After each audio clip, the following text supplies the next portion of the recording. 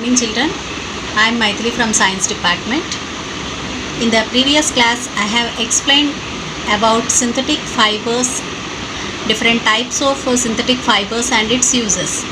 In this class we are going to learn about characteristics of synthetic fibers. What are the characteristics of synthetic fibers? Already we have learned in the previous class, synthetic fibers are the fibers which are made from chemicals. So today we are going to learn about what are the characteristics of synthetic fibers. We have here 5 points. That is, synthetic fibers are used to make different dress materials and used to dry up quickly, and those are durable, means it comes for long time. Those are less expensive, low in cost, easy to maintain and available at all the seasons or at the all time. These are the characteristics of synthetic fibers. Next topic we have in this is about plastics. What is meant by plastic? Already we know plastics we are using in our daily hold or in our daily need. Most of the plastics are divided into two types, that is thermoplastic and thermosetting plastic. Already people know what is thermoplastic. Thermoplastic means the plastic which is able to reuse and can be easily molded. And plastic is also a polymer like the synthetic fiber. All plastics do not have the same type of arrangement of units. In some of that we have linear arrangement and in some we have cross-linked arrangement. Here we are going to learn about two types. That is, first one is thermoplastic. The plastics which can be deformed easily on heating. Means if we start heating these plastics, it can easily melt and forms into different shapes. We can change it into different shapes. Example, PVC means polyvinyl chloride and polythene. These two are the main examples of thermoplastic. And again plastic is divided into another type, that is thermosetting plastic. This is quite reverse for thermoplastic. Here we have explained that it can be deformed easily on heating. For that, just reverse here. Once if it was molded, it cannot be deformed or softened by heating. For that, example are bakelite and melamine. Bakelite, most probably we are saying it's a poor conductor of heat and electricity. So only we are using in preparation of switches, handles of utensils like cookers, pans, etc.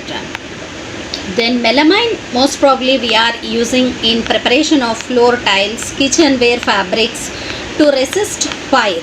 Example, we can say Teflon coated. These all you can give as example for melamine. And we have here few properties for plastic. What are the plastic properties?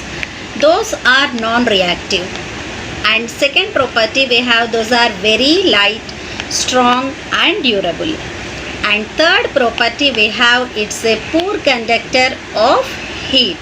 These are the main properties of plastic. And already we discussed here about linear. Linear means what? Plastics or thermoplastics are having linear arrangement, means all are arranged in a straight order. Thermosetting plastics are arranged in cross-linked. Cross-linked means you can clearly see here. Linear arrangement means we are having like this. Cross-linked arrangement means we are having in such a way.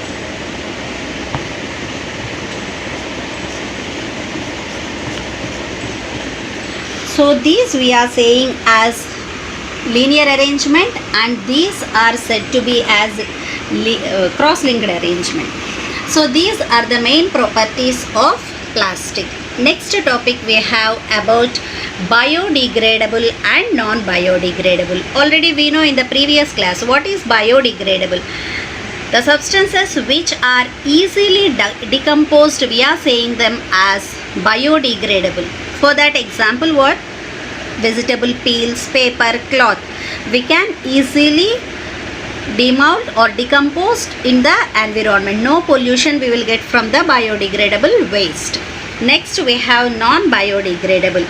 For that we are saying which cannot be decomposed, means once if you are burning it, it doesn't involve or it does not dissolve in the environment. For that example, plastic, aluminum tins, etc. If you are heating them, we get a dark or substance like content which does not mix in the environment or in the soil. These leads to pollution. These are our topic about plastics and its properties. And last topic we have, what are the 5R principle. 5R principle means reduce, reuse, recycle, recover and refuse. These 5R principles are used for what? We as a responsible citizen, we should remember that we should maintain the environment with eco-friendly. So it's better to recycle plastic waste, and most of the thermoplastics can be recycled. So children, these 5R principle, by using this we can save our environment and we can reduce the use of plastic. So these are your topics about plastic, and this lesson was completed with this 5R principle, and later worksheet will be given for you children. By listening or by understanding this lesson, complete that worksheet. Thank you.